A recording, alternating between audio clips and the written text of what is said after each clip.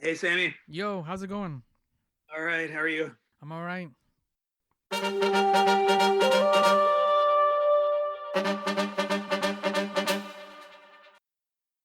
Yo, welcome to my summer lair. I'm your host, Sammy. Goody two shoes, Yunnan. All right, look, as a science fiction fan, I enjoy photography because photography exists at different times exactly like a time traveler. A photo is taken in the present, but the photo is viewed in the future. So often, the viewer is looking at the past. And it's only when we look at the past, sadly, we can only document the past, obviously. I don't think we can document the future just yet. I hope, I'm not sure. But yeah, it's only when we look at the past that we have to start making choices because we can't document everything. Thus, knowing we can document the past, the question then becomes what do we document? My guest today is Henry VanderSpek, aka Culture Snap Photography. And when it comes to documenting, his photography subject matter is old world shoes. His latest photography exhibition recognizes some of the talented individuals behind the shoes. Old World Shoes profiles individuals and owners of independent shoe and shoe repair businesses in Toronto. Armed with a camera and an open heart, Henry visited several shoe stores, talking to shoemakers about their craft, about their customers, and sometimes about the future. In the exhibition hosted at the Daniels Spectrum Art Gallery in Regent Park, you can see photography testaments and videos to cobblers, as well as to a rare and unique skill set and the strange environments where these creative individuals bloom. Old World Shoes is lively. It is a compelling photo exhibition that celebrates Toronto, a city powerfully populated with immigrants and hustlers, talented individuals who have dedicated themselves to their craft. And among the crafty ones is Henry. From Jamal Shabazz to Arnold Schwarzenegger to finding your vision to honoring his Dutch heritage with all those bicycles, this episode of My Summer Lair is as comfortable as an old shoe. All right, are you ready to start? One sip of water. Sorry. All right, man, get it together here. All right. All right. Deep breath. Deep Zen breath. All right. Actually, that the deep Zen breath is kind of sets up my first question because you recently celebrated a birthday. So, do you have any sage wisdom from your various revolutions around the sun? Oh my goodness. Oh wow. We're getting into the good stuff off the bat. Right off the bat, just dig right for the entrails, as Yeah, someone. the goal is soul. The guts. Yeah. Um, well, as Arnold Schwarzenegger, I heard him once say, "Life is a continuous struggle." But more seriously, um, He also said, "Get to the chopper too when things get heavy." yes, he did. Yes, he did. So, but yes, love your neighbor, be good to all, look for the good, life wisdom, life lessons, All right, seek good for everyone, live your passion, seek meaning, connection, human connection. that Yeah, works. yeah. Echoing those themes of like passion and loving others and connecting with others, I want to start with Jamal Shabazz because we met this dude in I think it was Mm. 2018, right? Was that the Ryerson gig? Yes, yes. Hmm. So what was it? What is it about Jamal Shabazz's work? We're gonna get more into this story because you and I actually got a chance to hang out with the dude. But what is it about Jamal Shabazz's work that kind of captures your attention? Because he's a prominent photographer, and I think a lot Mm. of people kind of know who he is. So I just want to set it up as we kind of get into your work. What is it about Oh, him and his work that captures your attention? I'd love to talk about him. Yeah, he I mean, he is a beautiful human being, a beautiful soul, and to me, that's, I think, I mean, you talked about life lessons. That's for sure something I want to be first and foremost. Not, someone who grandstands, but someone who lives something that they believe in and really express it through actions. And then thinking of Jamal Shabazz, wow, that talk was called Vision and Purpose that we heard at Ryerson, and he lives a life of vision and purpose, Mm-hmm. not just because he captures images, but to this day, you follow his Instagram feed and he's sharing stories of people, not just from the moments he met them, but now 20, 30, maybe more years later, and where they're at now, what's going on in their life, how he bumped into that person now again, and they've told him where they're at. So he's about people and connecting with people, and it's a beautiful thing to see someone who does that so well. That human connection that comes through his work.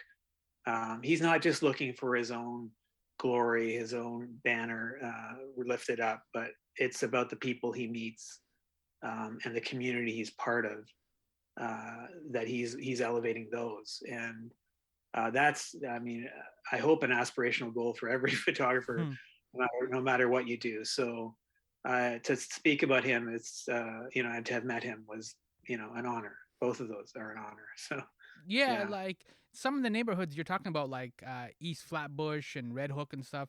He kind of took ownership of those neighborhoods, like Daredevil in Hell's Kitchen or like Luke Cage, right? Like in Harlem. Yes. Yes. And he was like the Marvel superhero, basically with his Mm. camera. That was his weapon. And he used that to like capture these stories and these people that were living these kind of sometimes hard lives, sometimes strange lives in these boroughs of New York City. It was fascinating. Mhm. Absolutely. Yeah. I love how you put that. Yeah. He didn't have a cape, but he had a camera, and he has a camera, and he's still doing it. And it's a beautiful thing for sure. So Yeah. that was 2018, and then you and I were in New York City. I think it was for about a week in 2019, and I had been Hmm. emailing Jamal back and forth, and we finally got to settle on a date and a time, and we got to go visit him in Long Island, which is a part of New York City or kind of New York City adjacent that we never really have explored. We got to go Hmm. and hang out with him in his studio.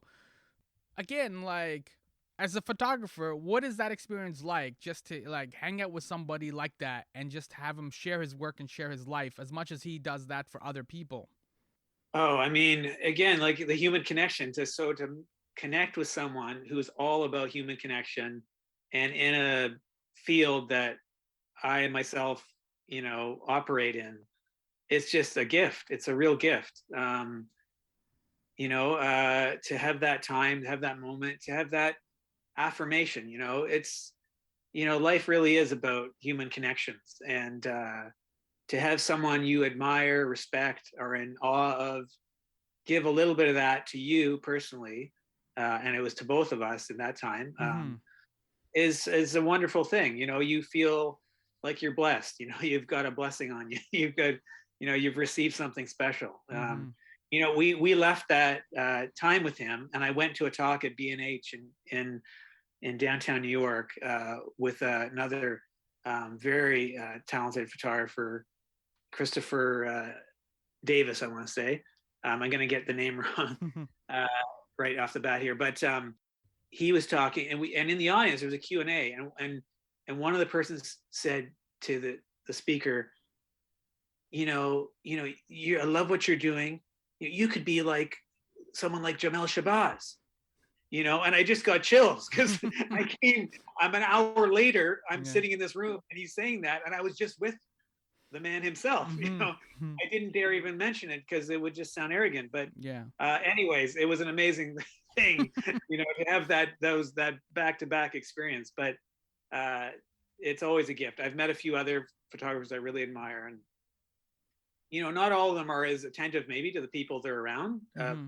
But they're gifted, and it's a good thing to be able to meet them and have some connection with them for sure. Yeah. Yeah, one of the things he said, Jamal said when you and I were hanging out with him in his studio, And it was great. Like he was so generous with not just his time, but with his ideas, and he was showing us all his work and like giving us like backstories and like so you would see some of the iconic photos of like kids in the 70s and stuff, and all the hip hop gear, and everybody looks fresh. And then Mhm. he would tell you these like stories, and like this kid unfortunately is dead, this kid OD'd, this one is like in jail. It's like these crazy stories, like you said, this kind of connection in this life story.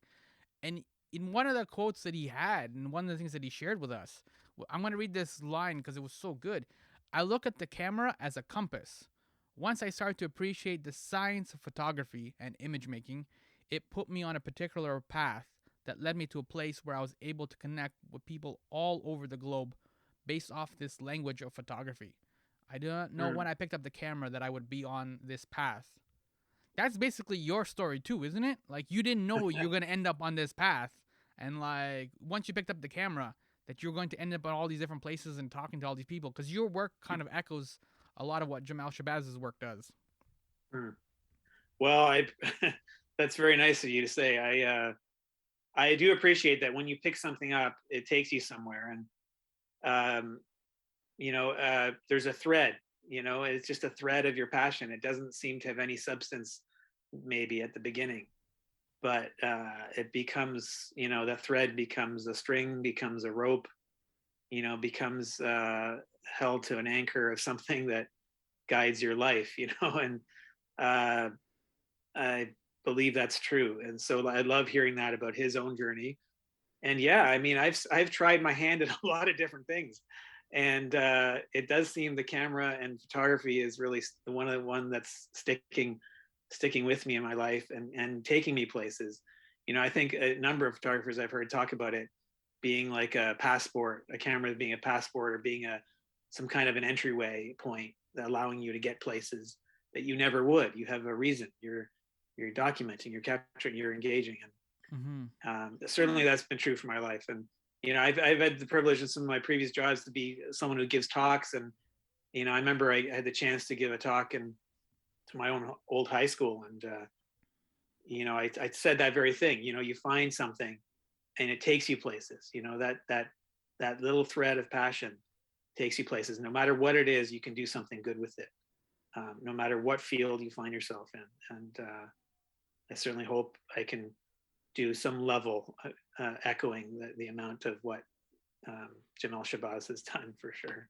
And Yeah. you're basically talking about vision, which is what the whole point of a camera is, right? Like the ability to Mm. capture a vision or recognize a scene.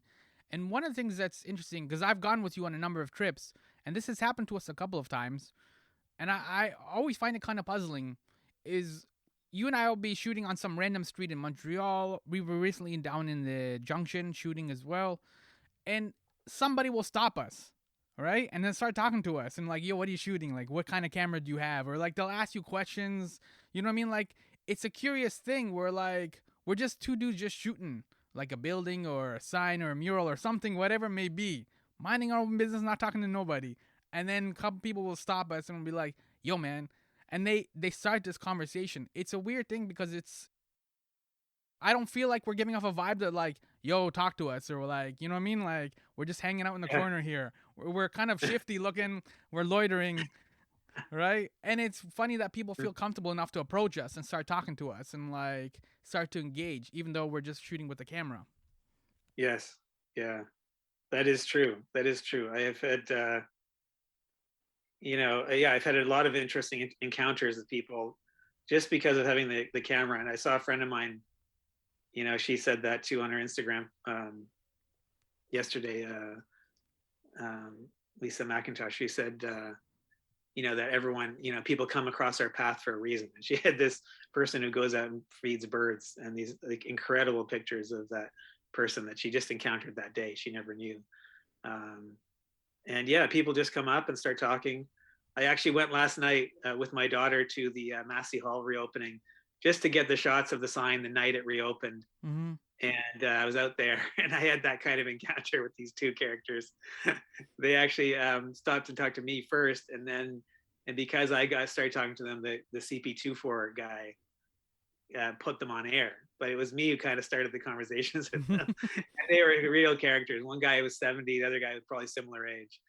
and he had all these funny gestures and like wrestling references from like the 70s and 80s that of course I recognized some of them, my daughter didn't. But yeah, you're right, it opens doors to interesting connections. And like coming back to, again, it's life is about those connections of people, not just about, you know, whatever numbers or data or and I think, you know, vision, you know, we talk about vision and purpose with Jamal. You know, vision is more than just how to compose a shot, but vision in your heart and soul for life, and what is life about. You know, that's vision. And Mm-hmm. everyone can have vision for how they live, not just a photographer. You know, I have a vision for, you know, how I want this world to be, how I want human interactions to be, and I'm going to try and live in such a way to bring that vision about. And if I can do that with my camera, that's great. But you can do it with something else too. You could be in real estate, or you could be a mechanic, and still bring those values and things to your job. So yeah, Mm-hmm. yeah. See, you are getting wiser as you get older. Let me reach for my cane, and I'll see what else. Yeah. Oh, yeah. But more than just people that kind of runs through your work, when people look at your IG feed, you can see a lot of bicycles and a lot of wordplay. Mm, So what is yeah. it? What are those two elements that kind of like attracted you to like want to capture those on film?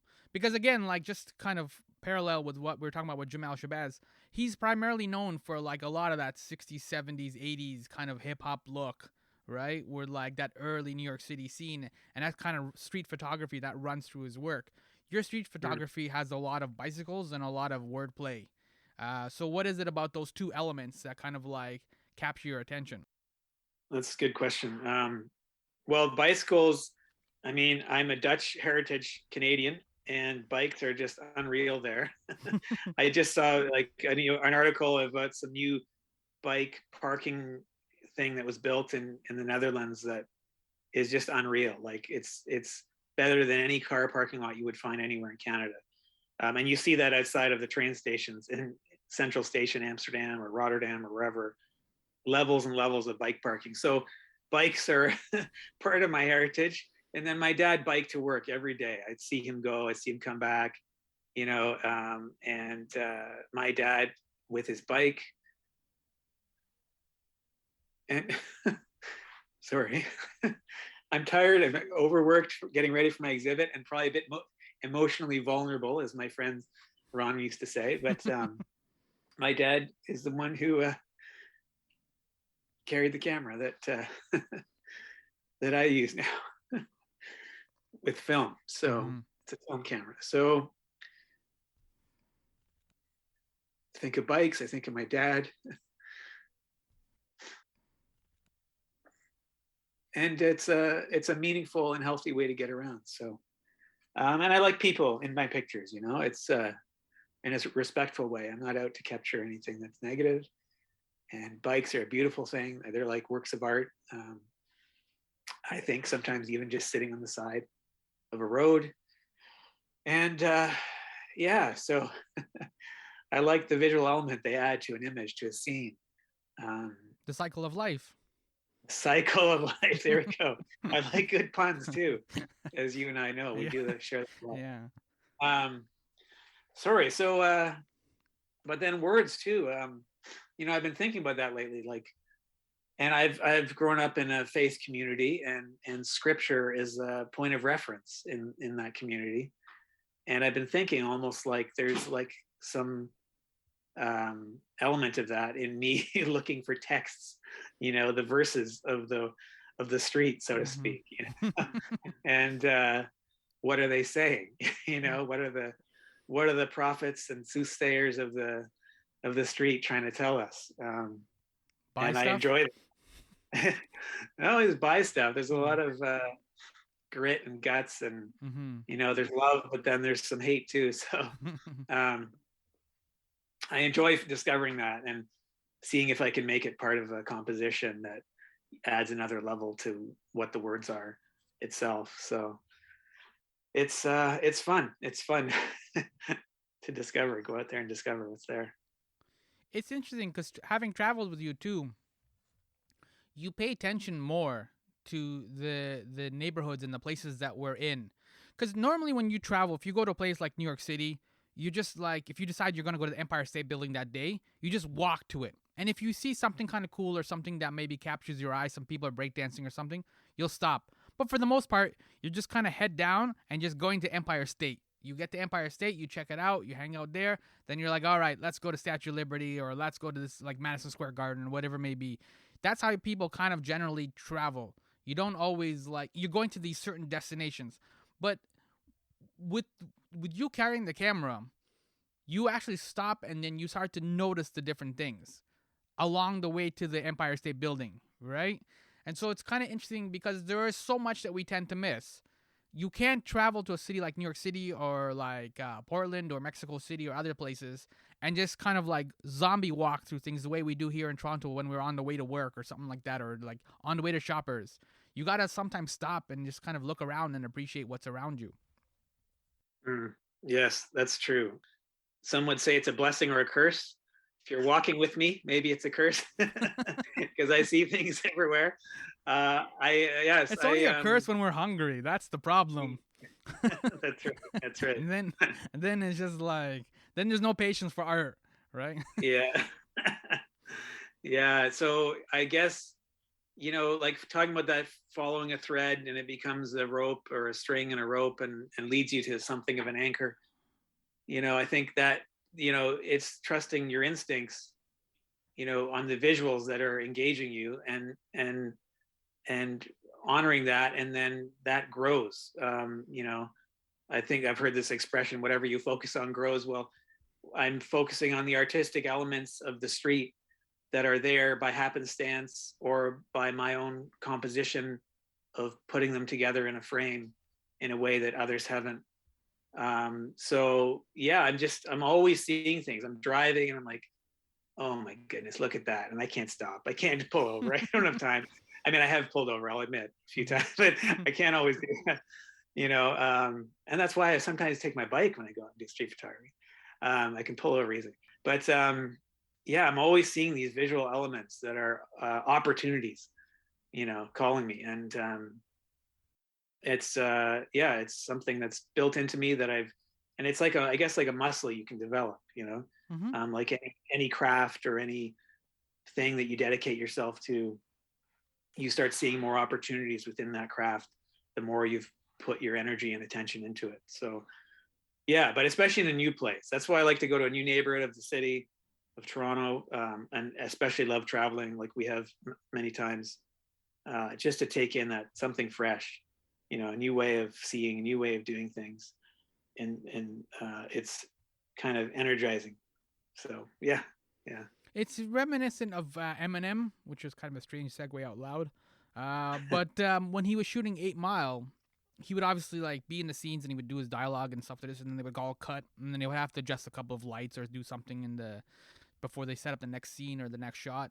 And he would then, as soon as they called cut, he would reach into his pocket and he would pull out a pad and a pen and he would just start rhymes again. Like you know what I mean? Like you can tell, like he even during the scene, he was kind of having things go through his head, or maybe there was something that one of the actors delivered a line a certain way, and he wanted to get that cadence down. Like he just couldn't quote unquote turn it off, even though he was making a movie. You know what I mean? Like he had to get it all out. Like he was so rhyme focused that he couldn't really be distracted, even though he's making a movie. I think that was kind of an interesting way to work. That's neat. That's really neat. Yeah. I do keep notes of places that I got to get to. I don't always do it. Sometimes I'm forgetting. Like I know I saw something 2 days ago, and I'm already like, I was driving and I've forgotten. But at the time, so when I can write it down, it's good. I try to keep notes of stuff that I'm going to get back to, for sure. But one of your life lessons, you always tell me this.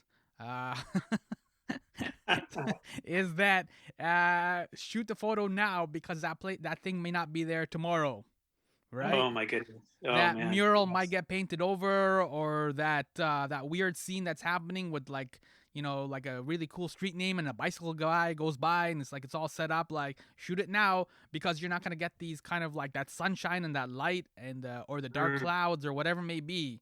You get this one opportunity to take this photo, otherwise then it's all gone. Preach it. I Yes, listen sometimes. you speaking my truth. Yeah. Yes. Right. So absolutely. I can't think of how many things like, there was one earlier this year, and on the left side of a wall, someone wrote COVID's fake in like hand scrawled kind of spray paint, but like a scrawl kind of to it. Mm-hmm.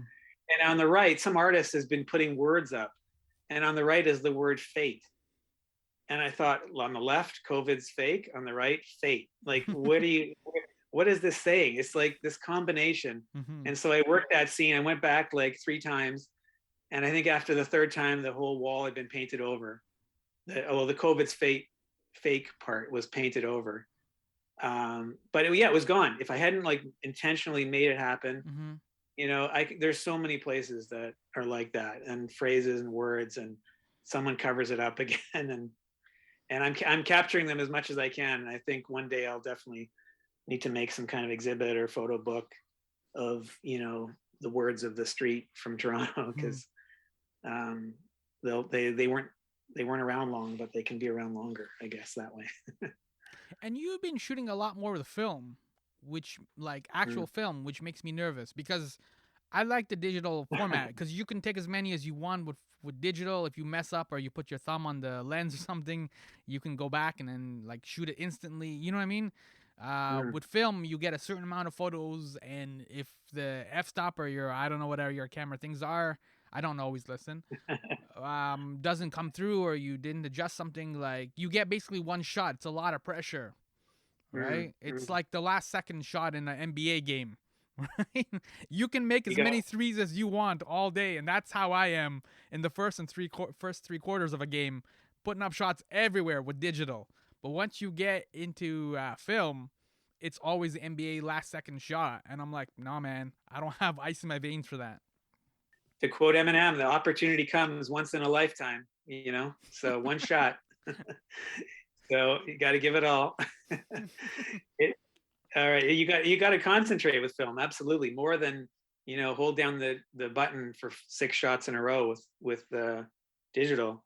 um yeah, you have to concentrate in a different way.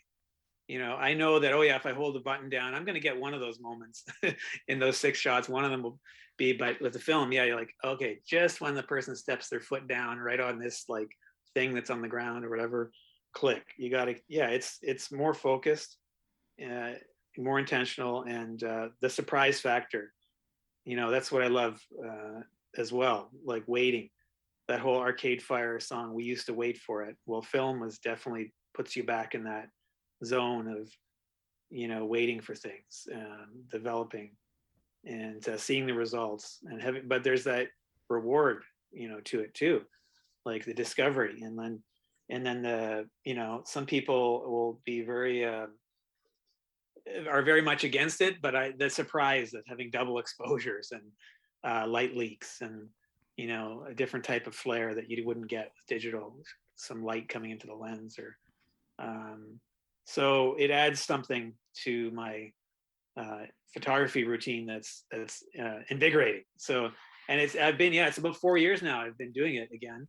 I used to do it years ago, but I've really enjoyed it. And then the film types where you're getting something really intriguing that you wouldn't get without a ton of work in digital processing to get there.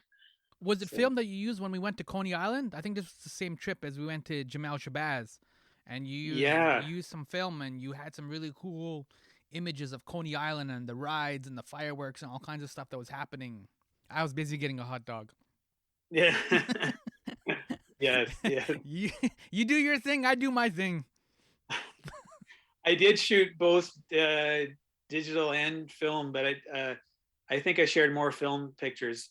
I did one type of film. It was like a double pre-exposed with certain colors, and I thought this is perfect for a carnival-like atmosphere. And I did a blog post about it. Yeah, of Coney Island. I got some really what I felt were interesting shots of the rides and the attractions, the games and stuff, the boardwalk, the characters, street preacher and buskers, and the big wheel behind on the street there, on the boardwalk. So yeah, I did use some of that there, and I think even with Jamel, I shot some film and digital when we met him. Yeah, yeah. Yeah, my hot dog was delicious, and your photos were great. So everybody wins. You're talking about Nice. the Arcade Fire. We used to wait, and one of the things we've all been kind of waiting for is the end of the pandemic. Whatever that looks like. I think we're still in some sort of wave, third wave or fourth wave. I give up now. I'm not very good at surfing. But one of the responses you had to the pandemic was, again, to use your photography and your creativity, and you got to work on the Humans of the Danforth Project, kind of like a send up of the Humans of New York. So if anybody doesn't know Humans of New York or Humans of Danforth, can you just kind of break that down and what that project was about? Sure. Yeah. So yeah, it was about celebrating the small business people of a section of a street called the Danforth here in Toronto. It's probably best known for an area called Greektown, and that was the area I was working in. There's many parts to Danforth, but that part is the one I was working in. And it was with an organization called East End Arts and the Greektown on the Danforth Business Association, BIA. And yeah, I interviewed, I think it was about 26 people, business people, and took their photos.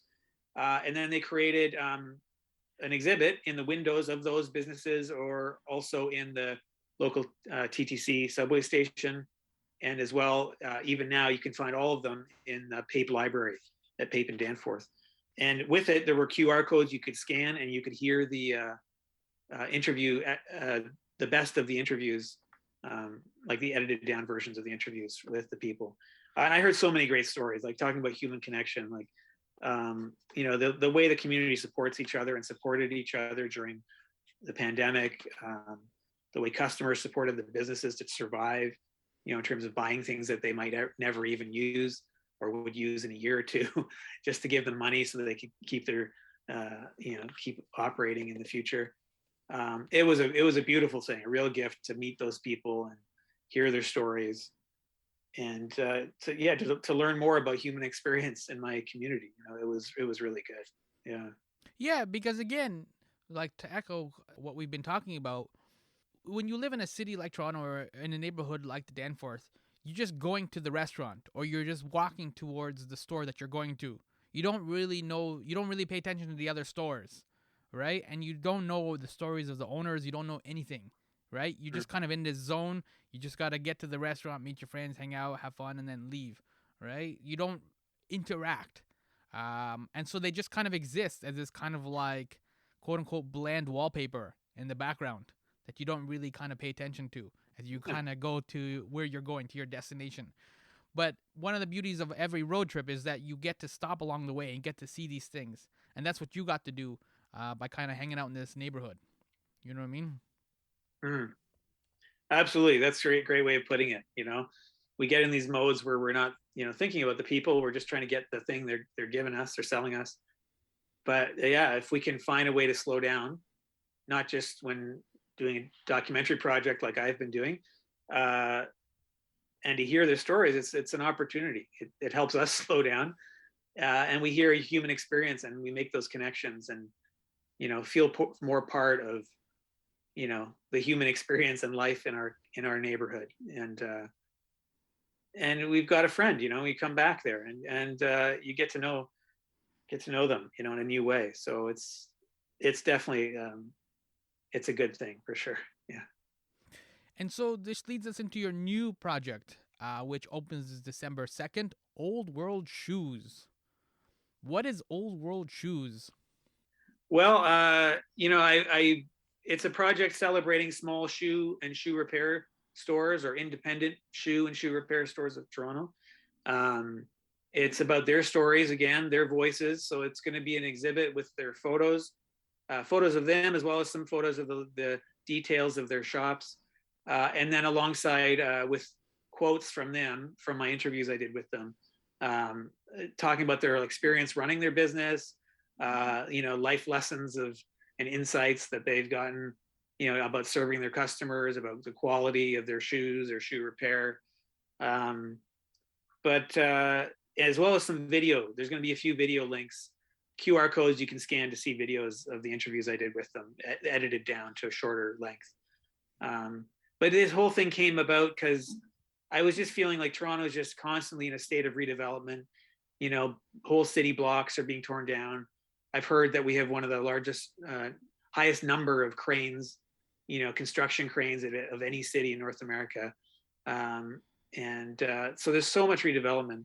And I was just feeling that when I started this in late 2017, just feeling like, we're losing all these little businesses along the way. A whole block is torn down, they disappear. So who stops and celebrates these people? Who thinks about them and, honors what they brought to that community after decades, usually, of service? So that was what was motivating me, but that was just too big of a topic. And so then I thought, I need to focus. What can I focus on? I was mulling it over. And then one day I realized, well, I've always loved these little shoe shops. Like I used to walk by one when I worked out on near Little Italy. And there was one there that intrigued me. And I think I have one Instagram post from like 10 years ago, probably, of that, some shoes there. Anyways, I realized I need to focus. That's a great way to focus on this bigger theme. And so then I got started, and I interviewed 20 owners of 20 different stores. And this show will show 14 or maybe 15 of them. So, yeah. Was there anything that kind of stood out to you? Like you kind of mentioned it a little bit, but anything as you kind of talk to these shoe owners, like some of them are shoe repair. So this is like a fading skill because we just kind of all go out and buy Nikes now, right? So it's not like there's a lot of quote unquote demand for these types of repairs and these types of skills. Is there like a theme or a consistent like feedback I guess they were having in terms of like were they happy of their time of service? Were they worried about the future? Were they did they still have like regular customers and still kind of engage with people? Like was there any sort of that consistency with the people you talked to? Yeah, that's a good question. Definitely there were some themes. Like I think the small shoe stores are feeling threatened more than some of the repair stores. Repair stores, some of them have said that their industry is recession proof because people will, if they're in a tough time financially, well, then they're going to save and not buy new. They're going to fix what they have. So there's that aspect to the repair side. And then some of the shoe places, because of online sales and everything, they felt that they were feeling the pressure, whether they're going to be around in so many years from now, or at least they said like the boutique, personal touch kind of shops that sell shoes are feeling that way. So yeah, I mean, all the shoe selling people were all really proud of what they could bring in terms of customer service, and quality of product. They're not just trying to churn out numbers, but quality and earn the trust of customers over years, and that's different than big box kind of shoe places where they're just churning stuff out. You can find some quality in those places, but there's a different type of approach. The depth of quality is not there, and the customer service and care. A lot of the little shops I interviewed, they would, you could sit down and have coffee with them. They'd have like a little friendly social, and okay, if you didn't buy it today, no worries. And others, some of them say, we'll even recommend a place down the street that might have what they're looking for, because they know they're earning the trust by doing that, and they'll come back in the future because they know this is a place you can trust. So there's all of those elements of trust and of quality goods and customer service. And then same with like repair, like the stories of just feeling so proud and the look on people's faces when they've delivered something, that just changed their life. There's one guy, Yorgos the cobbler. He's out on Bloor West, out past Ossington, I think. He had this great story. It's in the short video that we're making to show on the exhibit, about how a woman had canes to walk with, and she got her shoes from him. He does like orthopedic shoes as well. And she left, and he realized a few minutes later she had left her canes in the store. So he went running out and he couldn't catch her. And then the next day she came back and she said, I was walking so well with what you gave me. I didn't even think I needed my canes anymore. Yo, that's fresh. The guy said that was like one of the best things I ever did, one of the best. So they have this deep satisfaction. They're working, they're making quality, and they're turning stuff out. for people, renewing it, refreshing it, bringing it back to life. Mm-hmm. There's that good feeling. There's a lot of neat anecdotes from that side too. So, but there is a real challenge. I think for sure on all of them, because the skill, like you said, is a dying trade. Of 20 places I interviewed, 4, and I think maybe a fifth, at least 4 out of 20 have closed. And there's a fifth one I'm worried he's closed as well. He was 82 or so when I interviewed him 2 years ago, and his number's not operating anymore. So I have to get to his location to pay a visit, hopefully this afternoon. So yeah, they were losing these places, these people, and they're the stories of how they got trained. Little villages in Italy.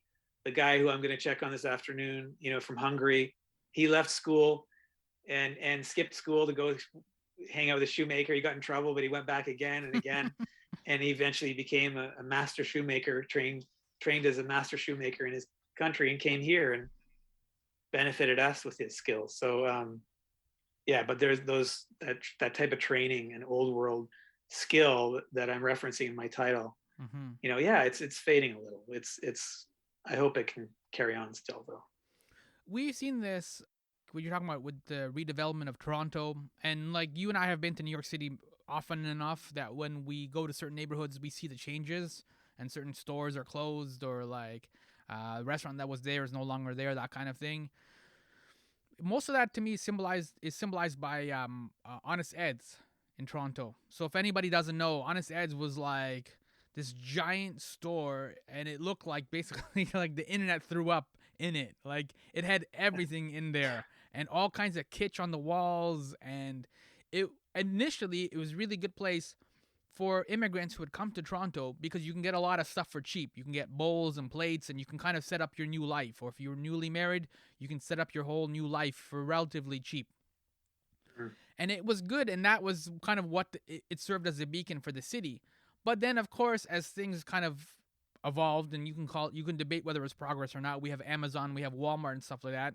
People started going to those places. The problem, though, was that when Honest Ed's decided they were going to close and shut down, everybody was like, no, you can't do it. It's Honest Ed's. It's the icon. And they had the lights, and there was Mr. T signings and things like that. It was a historic part of Toronto, but when you actually ask the people who said, no, you can't close, they're like, well, when was the last time you went and bought something? When was the last time you purchased something or recommended that place? Right? And they're like, no, I go do all my shopping at Walmart. I do my shopping at Amazon. Right? And so, like, these places, they can't exist as a museum. They're a business. You have to go and buy stuff. You have to go get your shoes repaired, or you have to get orthopedic shoes, or whatever it may be, as you're saying, with these cobblers. And if you don't, then yeah, obviously they're not going to survive, right? So it's kind of like the thing of like, you have to make a choice. If you want these things to survive, you have to invest in them.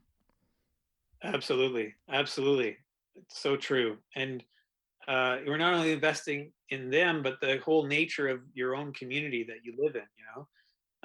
If they're around, they're creating a kind of character and quality of your neighborhood that is wholly and entirely different from a Walmart experience. And you're right. And there's a whole disconnect. We can have this mental disconnect between, I love those places, and yet I'm looking for discounts from a big box retailer that has the ability to offer those discounts. But like one of the shoe places on Queen West said to me, as soon as I'm discounting, I'm losing money. So I can't compete on price. I can compete on quality and a level of service. A lot of those shoe places, they just drop your shoe box on the counter or on the little bench that you sit on and walk away. That's not what you get in a shoe store. That's a small shoe store. You get something different. Mm-hmm. And that's the whole difference of the nature of your community.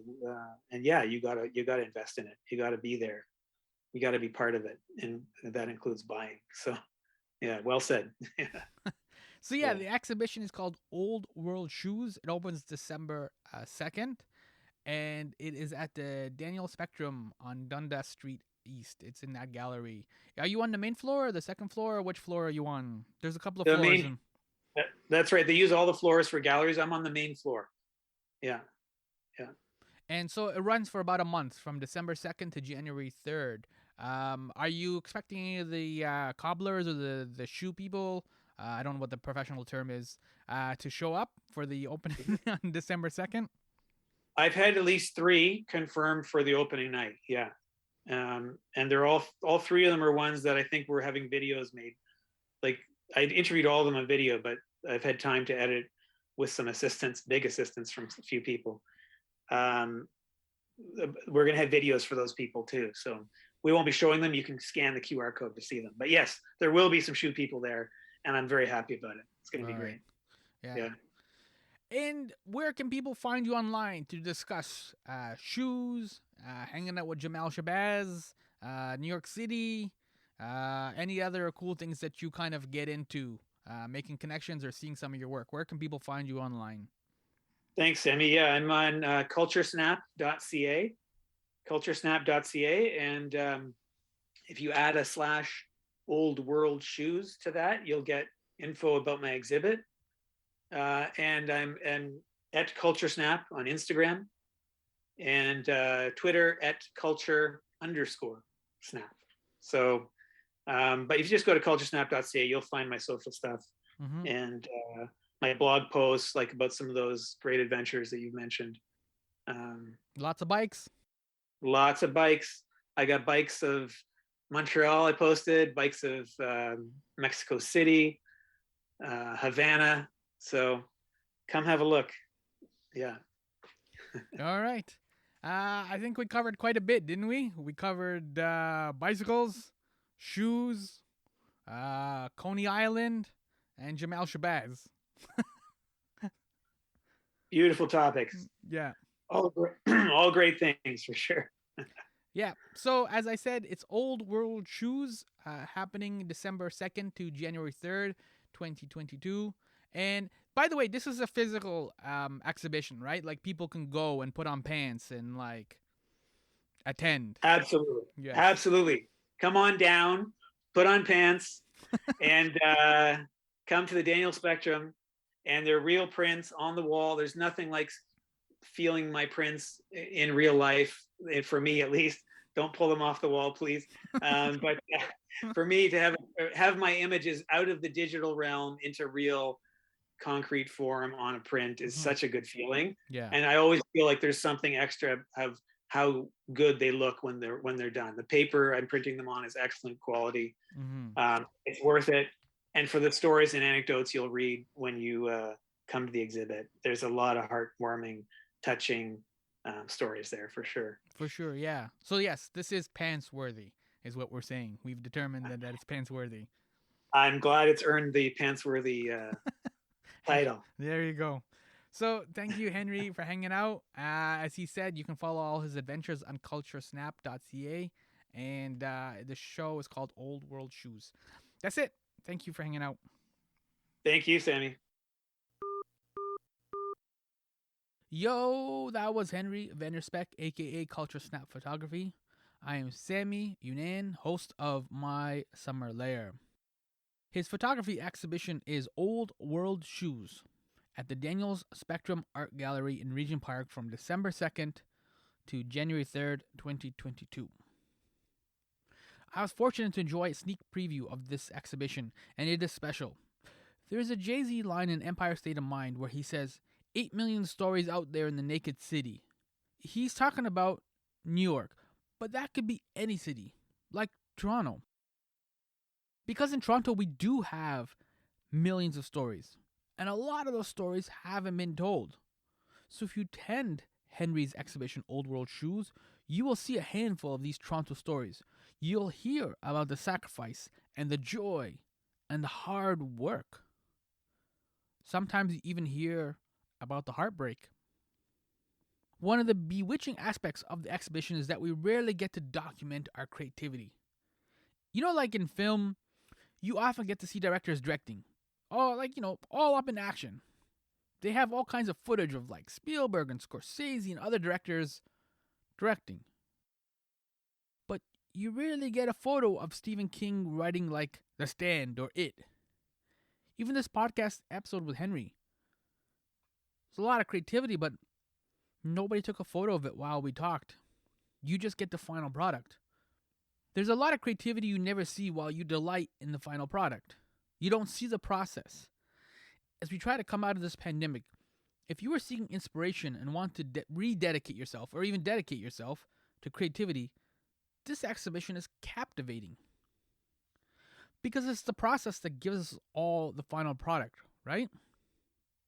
So if you go check out Old World Shoes on from December 2nd, 2021 to January 3rd, 2022 at the Daniels Spectrum Art Gallery in Regent Park, it's just nice to go back to a gallery setting and to do something classy and like something that's worthy of a tuxedo t-shirt.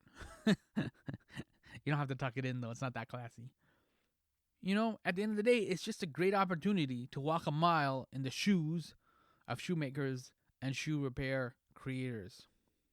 I did very good with the shoe puns. I thought I was showed a lot of restraint. I'm not going to get any credit for that either. As for lastly, my takeaway for the kids is invest wisely. As an investment, small shopping pays off. Look, I ain't the saint. I'm not Moses coming down from the mountain with commandments. I'm just a dude with a podcast who recognizes that I and we, all of us, should put our money where our mouth is. There's a legit reason why that expression exists. Nostalgia is often for things we love, but the thing is, nostalgia is not love. Love is a verb. So if you dig a store, tell people, buy stuff, support a person's dreams. Look up and look around. In your hood, in your boroughs, in your cities. Build the city you want. Don't just talk about the city you wish for. Speaking of verbs, can I make a request? Please subscribe to My Summer Lair. Please and thank you. I mean, after all, you just hung up with a conversation that went from Arnold to Eminem. How could you not want to have more of these episodes in your life? Right? Thank you so much for listening to me in a Netflix world. Old World Shoes, yo!